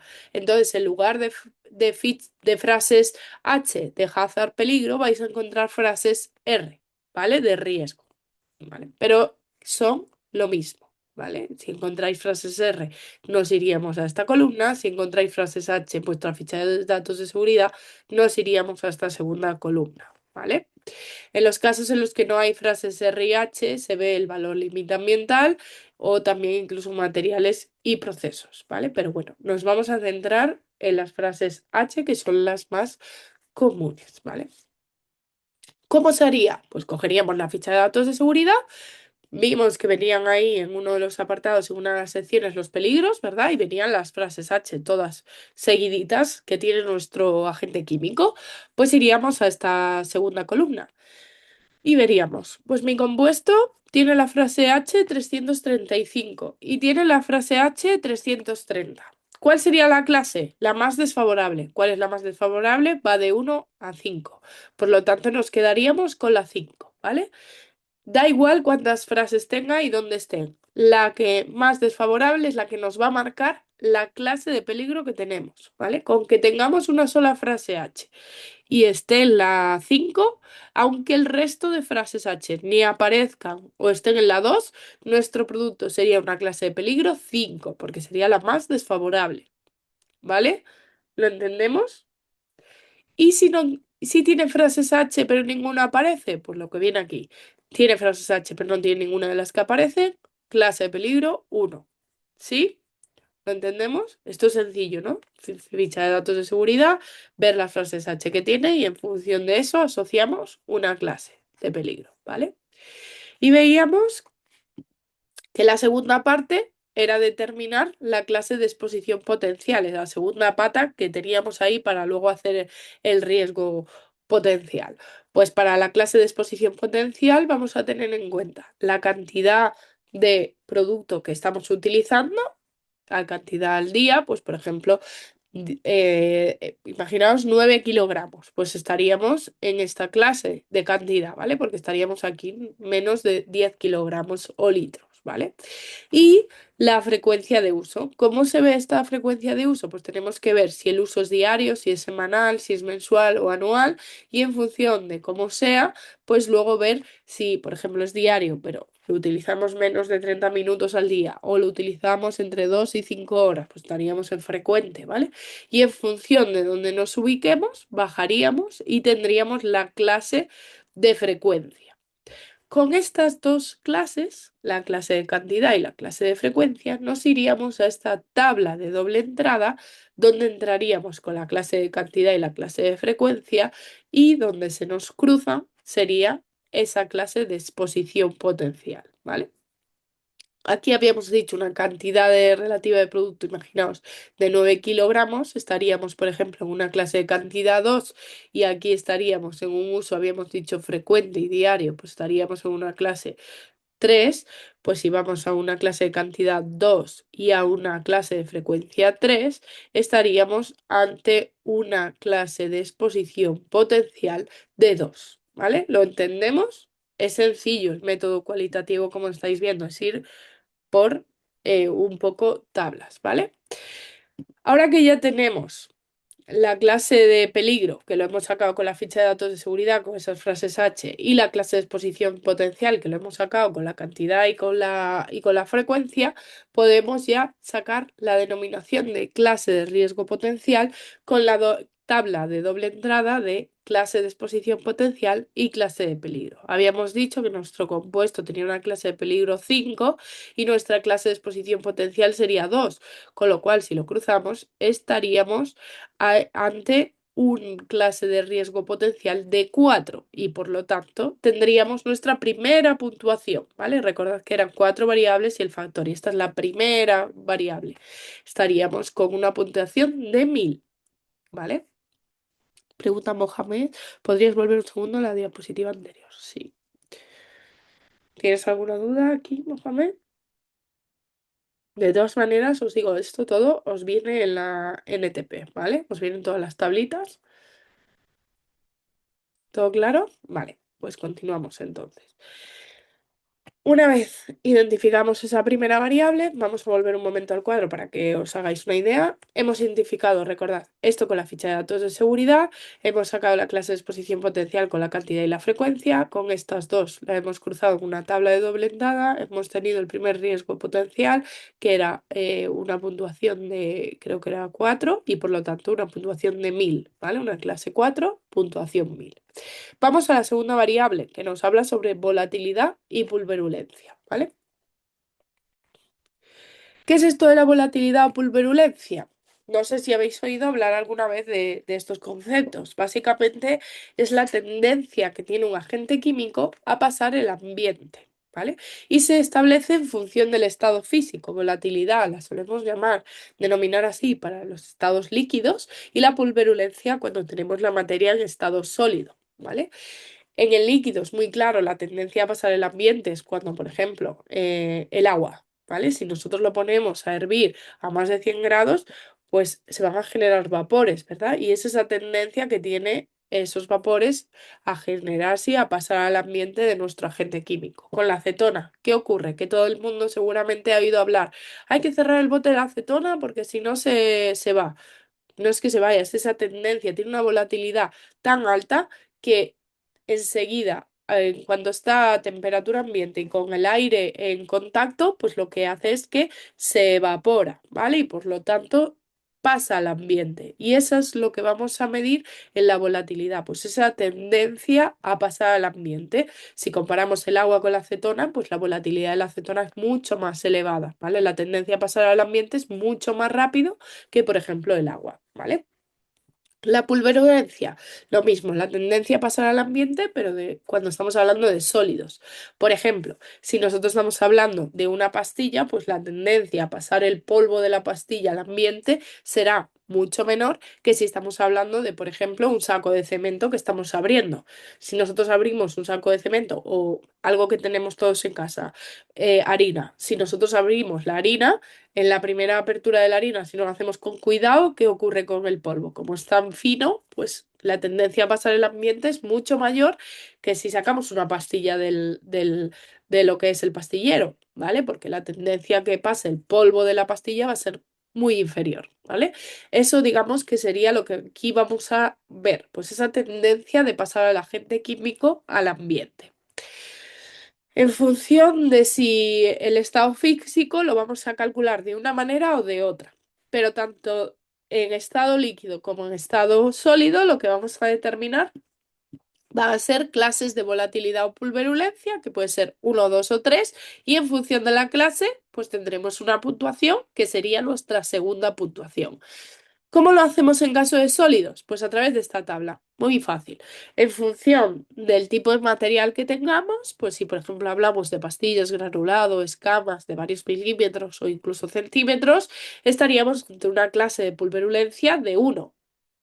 Sin embargo, si hablamos de polvo fino o formación de polvo, pues por ejemplo lo que hablábamos, el cemento, la harina, etcétera, pues estaríamos ante una clase de pulverulencia mucho más alta, ¿vale? Estaríamos ante una clase de pulverulencia 3. Entonces iríamos digamos, a la tabla anterior y diríamos, estamos ante una clase de pulverulencia 3, por lo tanto nuestra puntuación sería 100, ¿vale? ¿Qué ocurre con los líquidos? Con los líquidos es un poco diferente. ¿Cómo hay que hacerlo? Pues aquí ya vamos a necesitar la ficha de datos de seguridad. Para los sólidos también para saber el tamaño, ¿vale? Pero a veces lo sabemos simplemente por la observación directa, ¿vale? Pero en el caso de los líquidos vamos a necesitar conocer la temperatura de ebullición, porque esa temperatura de ebullición es la que nos va a marcar esa tendencia a pasar al ambiente, es decir, a evaporarse, ¿vale? Por así decirlo, para que lo entendáis el concepto, ¿vale? Que es esa tendencia a pasar al ambiente. Entonces, para eso vamos a ir a la ficha de datos de seguridad, esa sección que hemos hablado sobre las propiedades físico-químicas, y vamos a determinar nuestro punto de ebullición. Y con el punto de ebullición y también la temperatura del uso del agente químico, que esto nos va a afectar. Por ejemplo, si trabajamos, vamos a trabajar con agua, que todos nos conocemos la temperatura de ebullición, que es 100. Si trabajamos con agua a 50, pues la volatilidad va a ser mucho menor que si trabajamos con agua a 120 grados, ¿vale? Lo entendemos todos, ¿no? por eso la temperatura del uso del agente químico también nos va a repercutir y nos va a afectar, ¿vale? Entonces tenemos que cruzar la temperatura del uso del agente químico con el punto de ebullición y donde corten sería la clase de volatilidad, que estaríamos en uno cuando es una clase de volatilidad muy baja, clase 2 cuando estamos ante una clase de volatilidad media y clase 3 cuando estamos ante una clase de volatilidad alta. En función de la clase, pues pasa como hablábamos anteriormente, determinaríamos lo mismo, la puntuación. ¿Vale? ¿Os ha quedado claro estos conceptos? Que es importante porque igual hay muchos que no habéis oído hablar de ello. ¿Sí? ¿Sí? Perfecto. Me alegro. Ya hemos visto dos puntuaciones, la del riesgo potencial y la de la volatilidad o pulverulencia. Nos vamos a la tercera puntuación del método. ¿Cuál es el procedimiento de trabajo? ¿Vale? Tenemos que tener en cuenta también cómo se lleva a cabo ese trabajo, ¿vale? No es lo mismo que estemos, por ejemplo, pintando, yo creo que lo vais a entender todos, con una pistola, ¿vale? O con un aerosol, que estemos pintando con un pincel. ¿Vale? Pues digamos, la exposición también al agente químico, el riesgo que vamos a poder tener, va a ser diferente en cada caso, ¿vale? Entonces, por lo tanto, va a haber diferentes tipos de procedimientos de trabajo y en función de esos procedimientos vamos a tener una clase y con ello nos va a dar una puntuación, ¿vale? ¿Cuáles son esos procedimientos de trabajo existentes? Pues el primero, un procedimiento de trabajo que estemos utilizando el agente químico de manera dispersiva.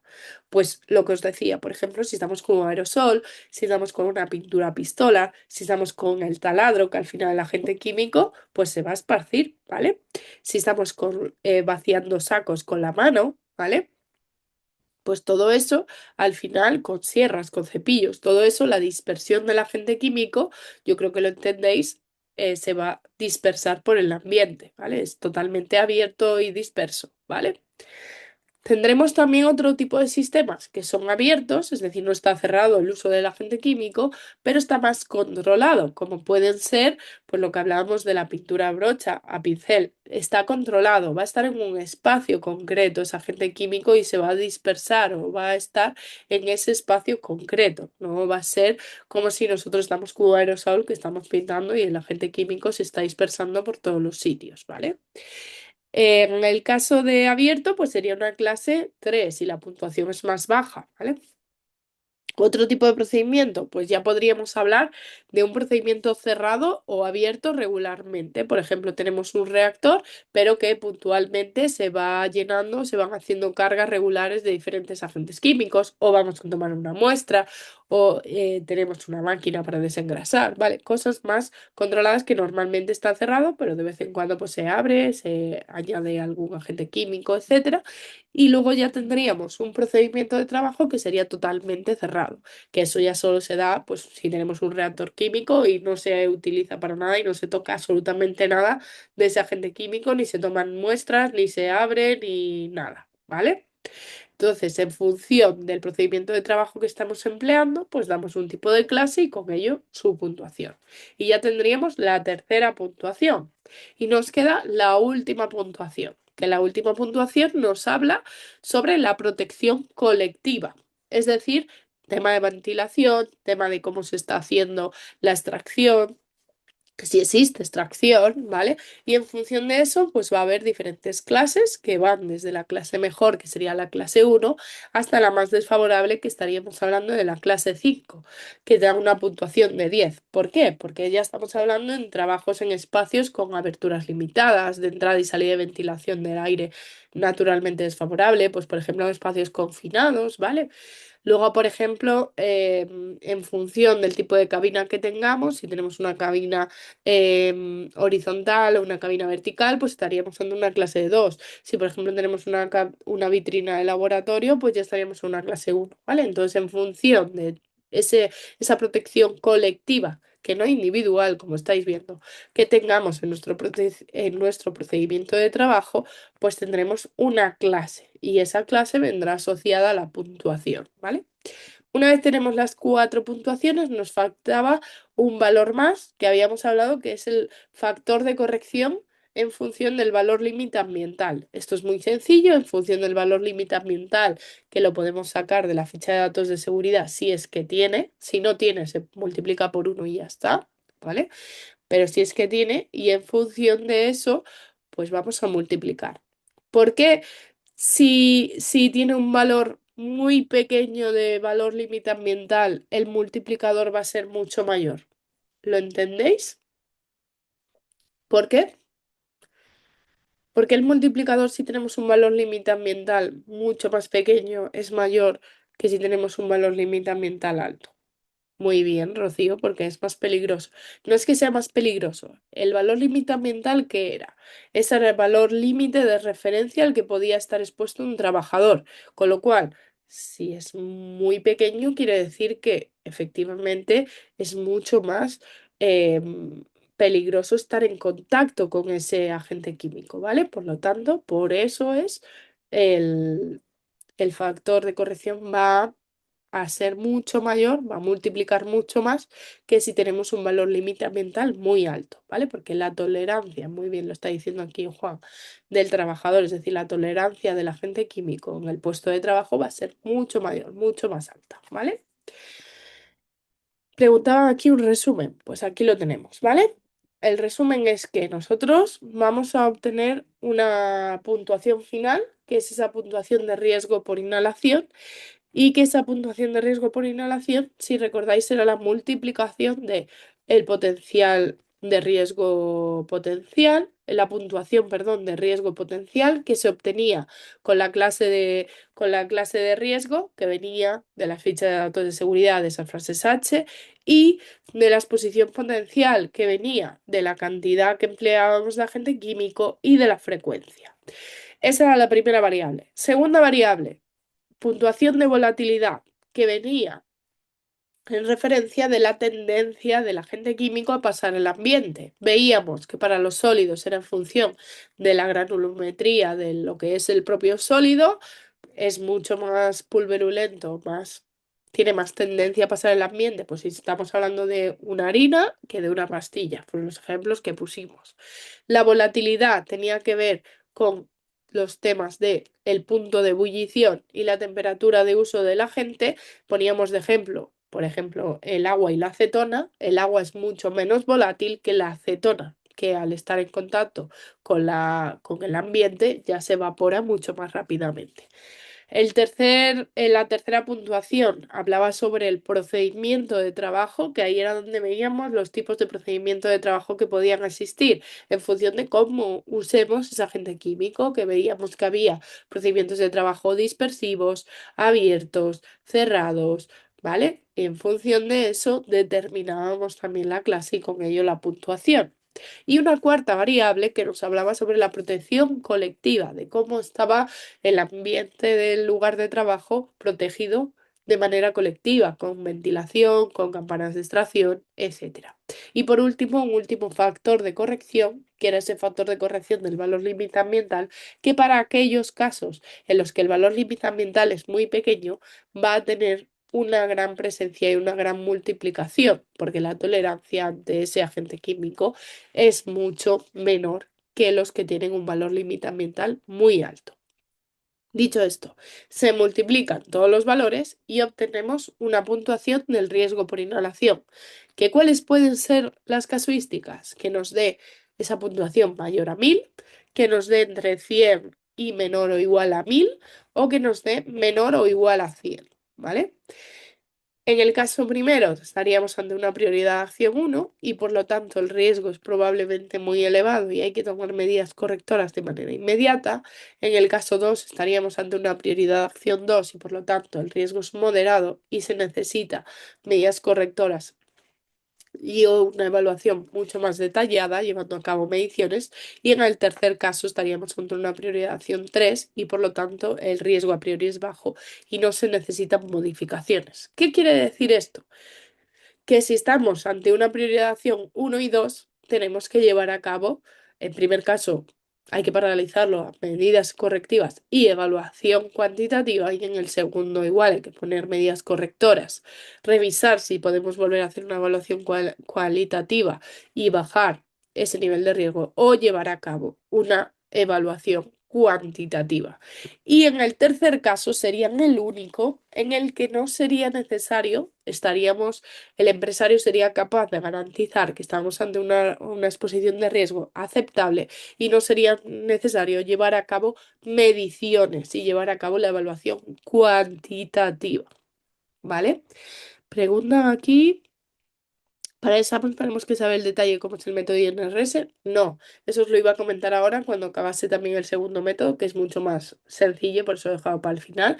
De los métodos tanto del INRS como del COS Essential, yo lo que necesito que sepáis es que si os doy una puntuación de ese método, si yo os digo la puntuación de riesgo por inhalación según el método INRS me ha dado 800, que me sepáis decir qué prioridad de acción es y qué medidas hay que llevar a cabo, ¿vale? No solo lo que viene aquí, sino las medidas que vosotros propondríais, ¿vale? Y saber si hay que llevar a cabo una evaluación cuantitativa o no, que como os digo, en este método INRS, solo en el caso de que la prioridad de acción sea 3, no sería necesario llevar a cabo una evaluación cuantitativa, ¿vale? ¿Os ha quedado claro este método? De todas maneras, vamos a hacer una clase práctica de este método, ¿vale? Donde ya vosotros vais a interactuar, yo os daré datos y sois vosotros los que vais a tener que ir buscando la ficha de datos de seguridad, descargando las cosas, ir haciendo los datos, los valores, para que al final afiancéis los conceptos, ¿vale? Si no tenéis dudas, pasamos al siguiente método, que es mucho más sencillo que este.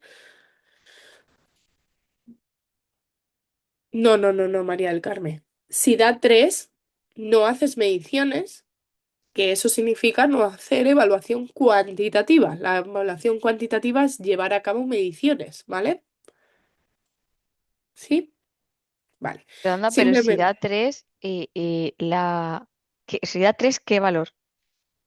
la, o sea, si da 3 la prioridad de Ah, acción. vale, vale, vale, sí, o sea, si el valor es menor o igual a 100. Vale. Sí, sí, la puntuación es lo que me estaba preguntando María del Carmen, por eso le contestaba eso, ¿eh? Pero es por la prioridad de acción. He entendido que María del Carmen se refería a eso, ¿vale? Que es cuando la puntuación da menor o igual a 100, prioridad de acción 3 y por lo tanto eso. Vale. Limitaciones del método. No es aplicable a todo. No podemos aplicarlo a medicamentos, no podemos aplicarlo a productos de descomposición térmica como plástico, fosgeno, nitrosaminas, hidrocarburos aromáticos policíclicos, ¿vale? En estos casos no podemos utilizar este método. Tendremos que buscar otra metodología o directamente llevar a cabo la metodología cuantitativa. Por eso igual, no sé si trabajáis en el mundo de la prevención o si estáis en contacto con eso, a veces vemos que directamente se lleva a cabo la evaluación cuantitativa. ¿Por qué? Porque en muchos casos la metodología cualitativa no puede emplearse, ¿vale? Pero en los casos en los que pueda emplearse, pues siempre es mucho mejor intentar hacer esta metodología cualitativa para ver si el nivel de riesgo es aceptable y ya no tenemos que llevar a cabo las mediciones, ¿vale? Segundo método, el método COS Essential. Esta es la NTP, la nota técnica de prevención 936. En este caso, ya no son 4 variables más un factor de corrección, solo son 3 variables las que tiene en cuenta el método COS Essential. ¿Y cuáles son esas variables? Pues la peligrosidad del agente químico, ya os va sonando el nombre, ¿verdad? Peligrosidad, ¿cómo se hará? Con la ficha de datos de seguridad, sacando las frases H, pues seguramente, ¿vale? Ahora lo veremos. La tendencia a pasar al ambiente nos suena ya del método anterior, que va a ser la volatilidad y la pulverulencia, ¿no? La pulverulencia será en función del tamaño del sólido y la volatilidad en función de qué, de la temperatura de ebullición y de la temperatura que estemos usando la gente. Ya nos suena también del método anterior. Y la tercera variable que tiene en cuenta este método es la cantidad de la sustancia, es decir, la cantidad que estamos usando de ese agente químico.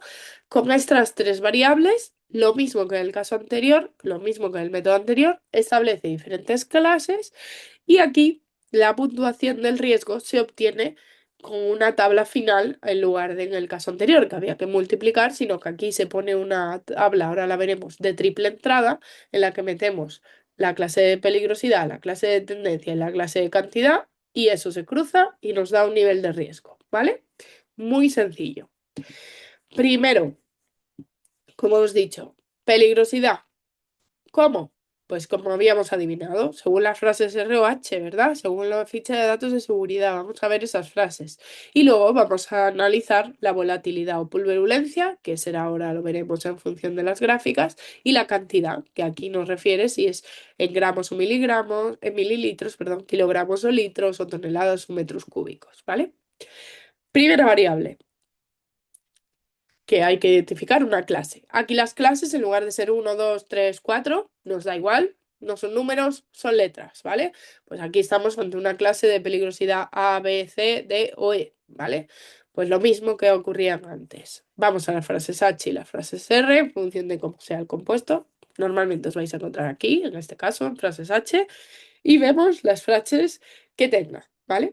Al igual que pasaba con el caso anterior, la E serían las frases más desfavorables, ¿vale? Con lo cual, si tenemos un compuesto con frase H302, que seríamos la clase B, y otra frase H, que es la 334 en la clase E, nos quedaríamos siempre con la más desfavorable, con la que indica mayor peligrosidad, es decir, en este caso la E, ¿vale? Em, Siguiente, la segunda variable, tendencia pasada al ambiente, lo que habíamos visto. Al igual que ocurría con el método anterior, aquí pasa parecido. En los líquidos, la gráfica os sonará muy similar, lo único que cambia que aquí antes ponía clase 1, clase 2, clase 3, pues ahora pone volatilidad baja, media o alta, ¿vale?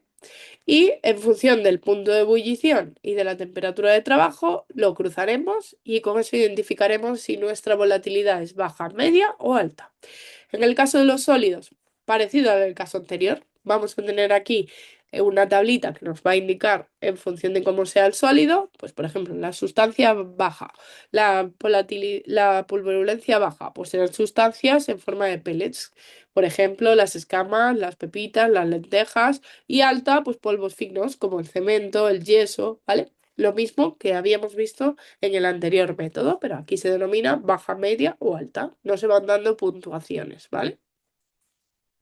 Y por último, la tercera variable, que sería la cantidad de sustancia, que pasa igual un poco que como en el caso anterior, que tenemos que identificar si la cantidad de sustancia en este caso usada es pequeña, media o alta, y en función de eso la cantidad que empleamos de operación, si es gramos o mililitros, kilogramos o litros, toneladas o metros cúbicos.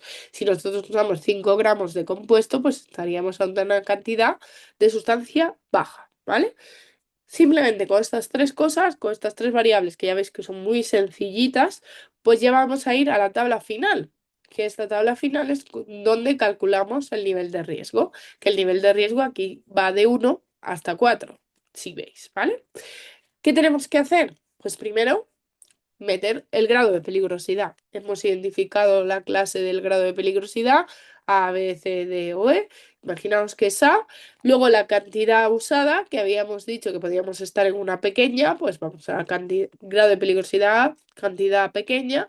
Y luego aquí en esta tabla, que es lo único que os puede llamar la atención, son estas cuatro columnas. ¿Que por qué no hay tres? Porque la pulverulencia y la volatilidad en cuanto a baja y alta sí comparten columna, pero la media volatilidad o media pulverulencia están separados, si lo veis. En este caso, media volatilidad se refiere siempre a líquidos. Cuando hablamos de volatilidad, pensamos en líquidos. Y cuando pone media sin poner nada, se refiere a media pulverulencia, ¿vale? Referido a sólidos. Es decir, cuando tenemos una baja o una alta volatilidad o pulverulencia en líquidos y sólidos, nos vamos a ir a la misma columna, pero cuando tenemos media, en función de si lo nuestro ha sido volatilidad porque es un líquido o sólido porque es pulverulencia, nos vamos a la columna correspondiente. Hemos entendido esto, ¿no? Es la única así cosa que hay un poco distinta, ¿vale? Si nosotros tenemos, por ejemplo, una cantidad pequeña y una alta pulverulencia, pues nos iríamos hasta aquí y estaríamos en un nivel de riesgo 1, ¿vale? En función de este cruce obtenemos el nivel de riesgo, ¿vale? Y con eso obtenemos también qué medidas de control hay que llevar a cabo, ¿vale? Ante un nivel de riesgo 1, estaríamos ante un nivel de riesgo leve, que una medida de control más que suficiente sería aplicar una ventilación general, no es necesario nada más, ¿vale? Si estamos ante un nivel de riesgo 2, ya nos habla de medidas específicas de prevención y protección, como por ejemplo una extracción localizada. Si estamos ante un nivel de riesgo 3, ya nos habla de tenemos que confinar o hacer un sistema cerrado para que el proceso que se dificulte, pues el escape de esas sustancias. Y si estamos ante un nivel de riesgo 4, sería cuando tendríamos la obligatoriedad de llevar a cabo una evaluación mucho más detallada, cuantitativa. ¿Vale? En los casos anteriores, pues podría ser suficiente con aplicar las medidas de control que se establecen aquí. ¿Vale? Y esta sería la segunda metodología. Como lo veis, lo hemos ido muy rápido porque es muy sencilla en comparación con la anterior. Y una vez hemos entendido la anterior, esta es mucho más fácil. ¿Tenéis alguna duda de esta metodología, de lo que es la obtención del nivel de riesgo? Pregunta Laura cuándo se usa una metodología u otra. No hay nada establecido. Yo, mi opinión personal, yo siempre utilizaría la metodología del INRS, ¿vale? ¿Por qué? Porque aunque es cualitativa, quiere decir, es una aproximación al nivel de riesgo, no es como hacer mediciones, que ahí ya estamos haciendo una aproximación al nivel de riesgo real, ¿vale? Cuando estamos hablando de metodologías cualitativas, siempre es una aproximación al riesgo, ¿vale?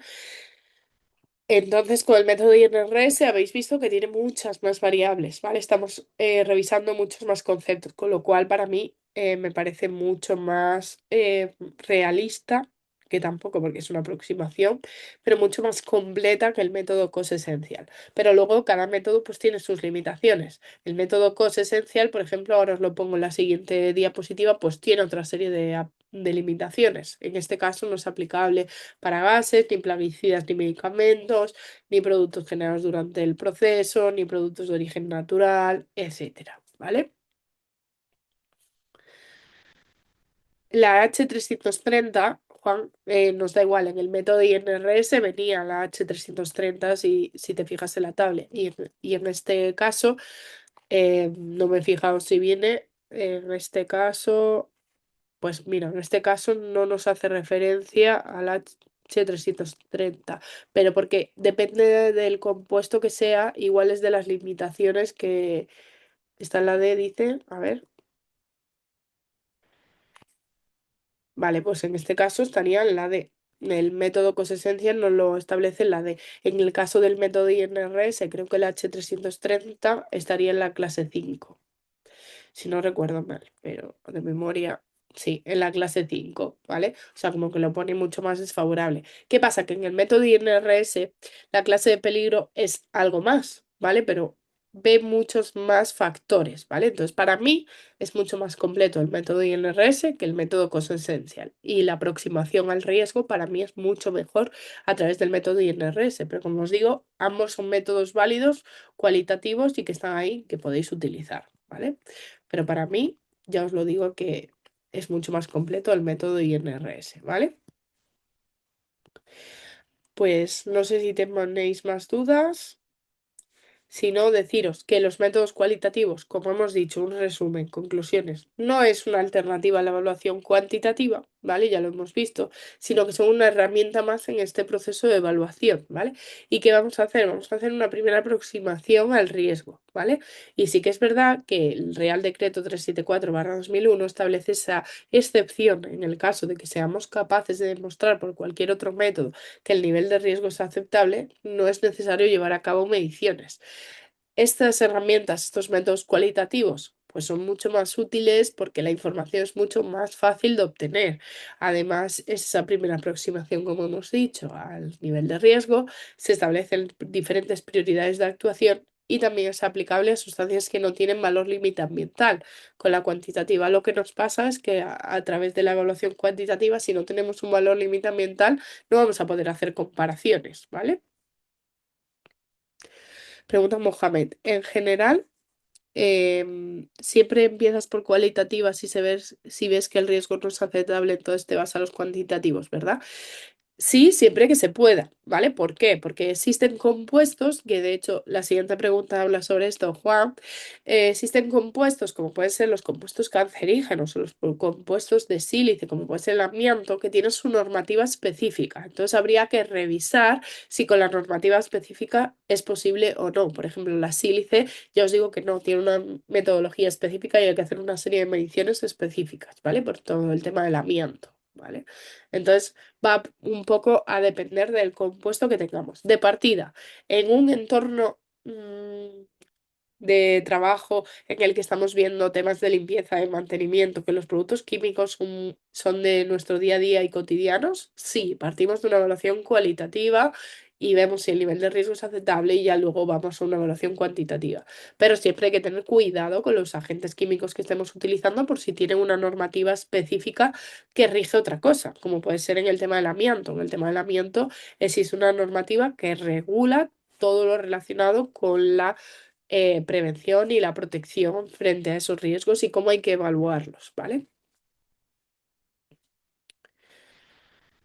Pues no sé si tenéis más dudas, ¿no?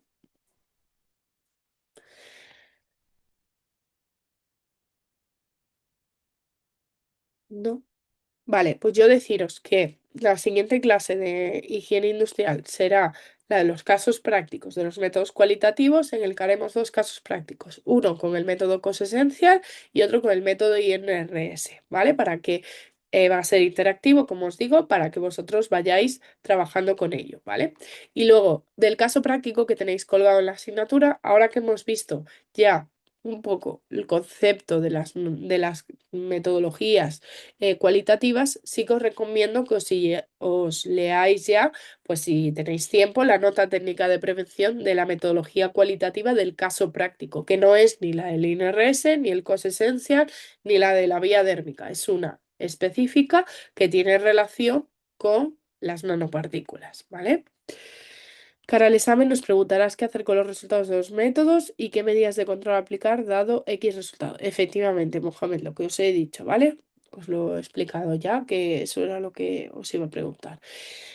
Em, Eso, lo dicho. Por ahora me leería la nota técnica porque ya os habla sobre evaluaciones cualitativas, etcétera. Y de cara después de la clase que tengamos práctica de los casos prácticos de las metodologías cualitativas, pues ya podríais llevar a cabo ese caso práctico, ¿vale? Porque ya vais a estar más familiarizados, sobre todo con el manejo de la ficha de datos de seguridad, que a día de hoy pues igual os cuesta un poco más. Entonces, por ahora, centraros en leer la nota técnica para que veáis que también son con tablas, etcétera.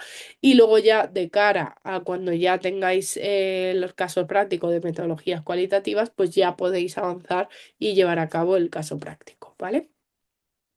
Pues por mi parte, nada más. No sé si tenéis cualquier duda, sabéis que tenéis mi correo electrónico, que es yolanda.moldes@ufv.es y si no, nos vemos en la siguiente clase, ¿vale? Pues muchas gracias a todos. Que tengáis buena tarde.